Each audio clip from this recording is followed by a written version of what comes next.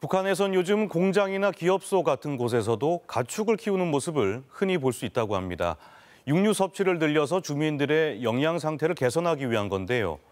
심지어 아파트에서도 애완동물이 아닌 가축을 사육할 정도라고 하는데요. 함께 보시겠습니다. 한 여성이 닭장에서 따끈따끈한 달걀을 수거하고 있습니다. 샛노란 새끼 오리부터 토끼, 심지어 돼지까지 기르는 이곳.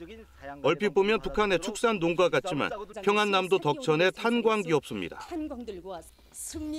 인근의 다른 자동차 공장에선 아예 목장을 만들어 놓고 대규모로 돼지와 오리 등을 사육하고 있습니다. 우리 목장에서는 고기 생산을 누릴 수 있는 그 집짐승 마리수가 확고히 마련되어 있습니다. 지금 단백모기 서식장을 새로 건설하고 대량 생산하기 위한 준비를 갖추고 있습니다. 이렇게 북한 공장이나 기업소에서 가축을 사육하는 건 주민들의 영양 상태를 개선시키기 위한 건데요. 김정은 위원장도 지난달 시군당의 비서들을 모아놓고 진행한 강습회에서 풀 먹는 가축을 많이 길러야 한다고 강조하기도 했습니다. 우리 집에서는 토끼, 닭, 돼지 합해서 80마리 정도 키우고 있습니다. 이렇게 달기만 봐도 알 낳는 닭이 10대 마리 정도 되는데 하루에 열을 봐도 한 달이면 300알이 됩니다. 심지어 아파트 주민들도 자투리 땅을 활용해 가축 기르기에 나서고 있는데요.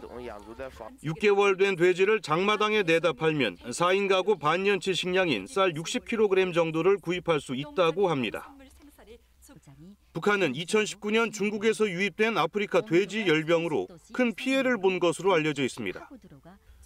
노동신문은 최근 개인 축산을 장려하는 기사에서 전문 축산단지가 아닌 만큼 방역 문제 해결에 주의해야 한다고 당부했습니다. 지난해 태풍 상륙 당시 북한 조선중앙TV가 피해 현장에 방송원들을 내보내 실시간으로 중계하던 모습 기억하실 텐데요.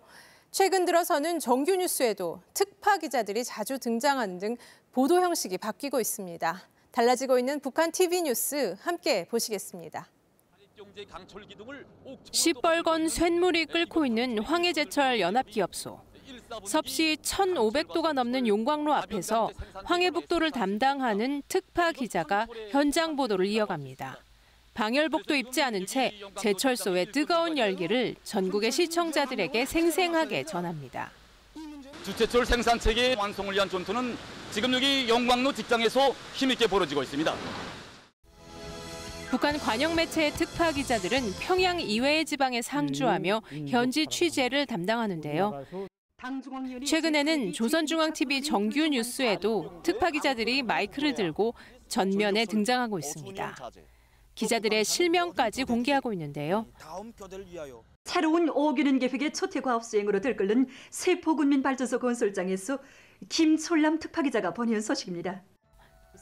이달 초 평양의 봄 소식을 전하는 뉴스에선 여성 촬영 기자의 얼굴까지 노출되기도 했습니다. 북한의 TV 뉴스는 지난해 여름 태풍 특보 때부터 달라지기 시작했습니다. 방송원들이 태풍이 지나가는 길목에서 시시각각 피해 상황을 생동감 있게 전하는 모습이 눈길을 끌었습니다. 현재 비 내림량은 거의 100mm 이상이고 바람은 초당 10m의 속도로 불고 있습니다. 북한은 지난 1월 8차 당대회에서 주민들의 문화 수준을 높이기 위해 방송 체계를 정비하고 기술 수준도 높이기로 했습니다. 앵커멘트 위주의 경직된 뉴스에서 벗어나 현장 기자를 적극 활용하는 보도 형식은 북한 TV 뉴스에서 더 늘어날 전망입니다. 지금까지 요즘 북한은이었습니다.